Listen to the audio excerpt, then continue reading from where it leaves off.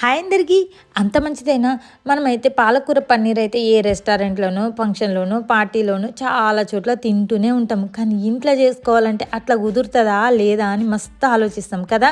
అయితే మొన్నైతే ఒక రెస్టారెంట్కి వెళ్ళినప్పుడు అయితే పాలకూర పన్నీర్ తిన్నాం. ఏమన్నా ఉందా టేస్ట్ అసలు వీళ్ళు ఎట్లా చేసిండ్రు రబ్బా ఇంత మంచిగా ఎట్లా కుదురుతుంది, మనకి ఇంట్లో అస్సలు కుదరదని చెప్పేసి మస్తు ఆలోచించిన అనమాట.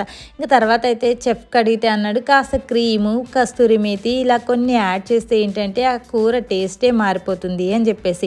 నాకైతే వచ్చి నుంచి అయితే మళ్ళా రెస్టారెంట్కి పోయి ఆ కూరనే తినాలనిపిస్తుంది. ఆ పాలకూర పన్నీర్ టేస్ట్ అస్సలు మర్చిపోబుద్ది అయితే లేదనమాట. ఇక ఇంట్లో పాలకూర ఉండే మరి ఇట్లా ట్రై చేద్దాం అయితే చెప్పిన విధంగా వస్తుందా లేదా అని చెప్పేసి అయితే ట్రై చేసిన అనమాట. నిజంగా చెప్తున్నా బటరు క్రీమ్ యాడ్ చేయడం వల్ల అయితే కూర టేస్ట్ అయితే నెక్స్ట్ లెవెల్. ఇక కసూరి మేతి ఆ స్మెల్కే పడిపోతాము. అచ్చం రెస్టారెంట్ స్టైల్లో ఇక పాలక్ పన్నీర్ అయితే తయారు చేసినాం. వీడియో నచ్చితే లైక్ చేసి ఛానల్ని సబ్స్క్రైబ్ చేసేయండి.